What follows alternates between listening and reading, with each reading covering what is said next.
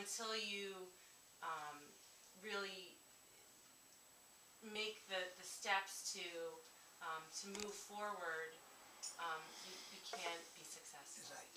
So success is there if you choose the direction to go inward. And failure is if you choose to go wrong way.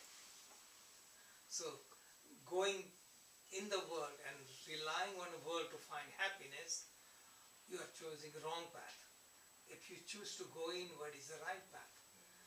On the other hand, like I explained earlier, you have to be in the world. So you can be really ready to go inward only after you have experienced the world and found satisfaction. So I describe like story of a prodigal son. Go out in the world and ultimately you return back to father's home. That is, you have maturity. If you do prematurely, then you will be escapist. So many young people become monks because of the tradition. They are escapist. But when you have experienced the world and then you return back, then you are ready. In other words, some people generally say, they come to class, first time here, and they say, I'm going by your place for 20 years, but I never came here. I wish I came 20 years ago. My answer is, if you came 20 years ago, you were not ready. You won't get it. So you spent 20 years, prepared you to open you up that you are ready to receive. So no effort is ever wasted. So I recommend people to experience the world, then go in. Because life is a circular journey. If you consider circular journey, first step away from home is first step closer to home. 2 steps away from home is 2 steps closer to home. So when you look like that, then you don't beat yourself. You don't feel guilty, I wish. Then that is the aspect of acceptance. I have a whole chapter in this book about acceptance. And that is the highlight. I find people don't have that feeling of acceptance. They're trying to be somewhere, do something, because they're programmed. So just to be yourself, be closer to yourself. The first chapter is acceptance in the Wisdom for Living, in this book, Wisdom for Living. Is this a new book? Yeah, this came last year. Yeah, okay. Yeah, the new book. Shanti, you said something about hitting the ceiling. When you hit the ceiling. Okay. So if you say, I know everything, then you are stuck. And this is what happens. This is why I chose not to be a guru. Because when somebody becomes a guru, like I am the final authority, then everyone below that don't go beyond, don't explore, don't ask question to guru. They don't explore. I'm learning more and more, and I think more I learn by teaching, and especially I encourage people to ask challenging questions, because it makes me think. 2 things happen, as I described. If I ask people to challenge me, then if I'm not knowing it, I explore and I learn. So I go into it. And suppose I'm right, it strengthens my belief. So either way, I'm not losing. But if you're stuck yourself, you don't find joy. See, I find joy in whatever I do because I'm not stuck, So if you're stuck, like you're teaching and you know everything, then you become mechanical. Teach this, you get bored after a while.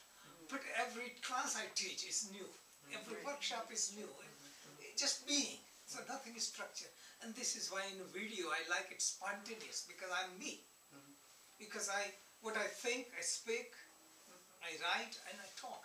And everything I wrote is consistent, you will see. And then when I'm wrong, I admit that, see? Because I'm exploring. So that is what happened in earlier books.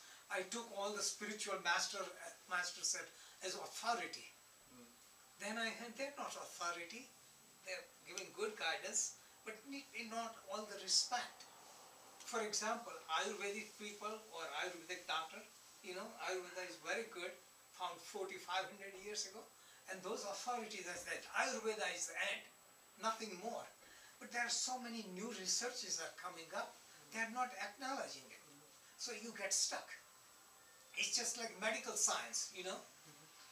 If any doctor who got the training 20 years ago, they stay with it, then new diseases came, new germs came, new things came. You have to be ready for it.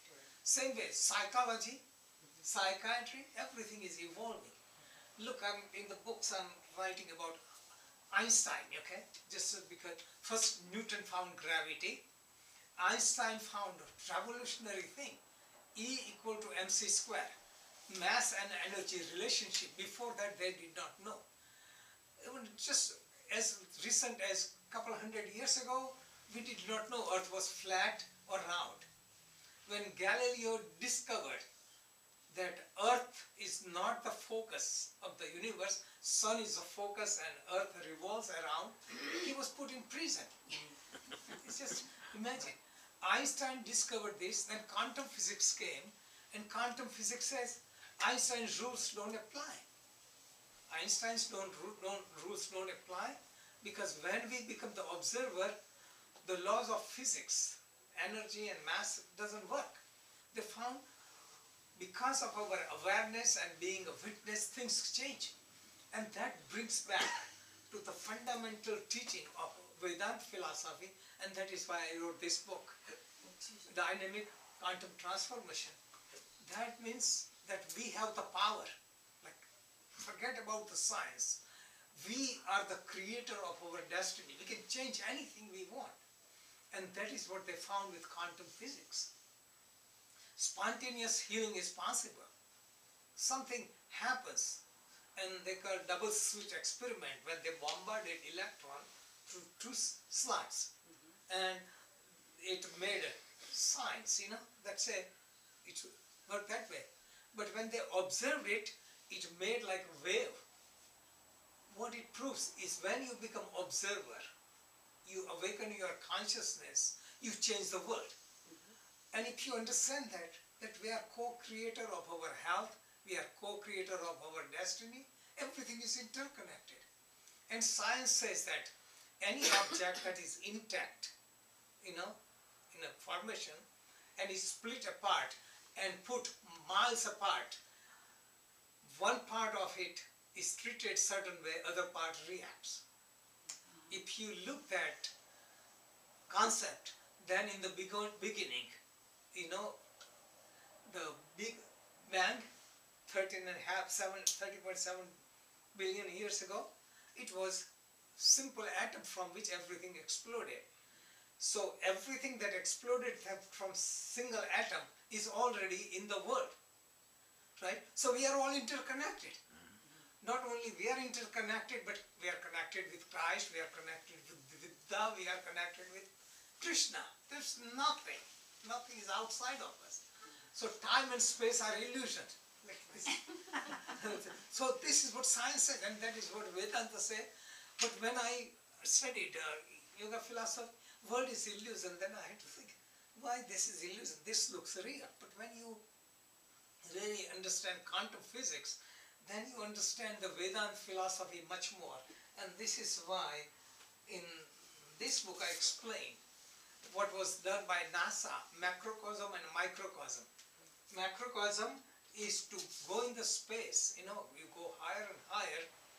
Earth, that looks very important to us. Our town looks very important to us, our house and our room. It becomes insignificant because Earth becomes like a ball. You go further, Earth is invisible, only sun is seen.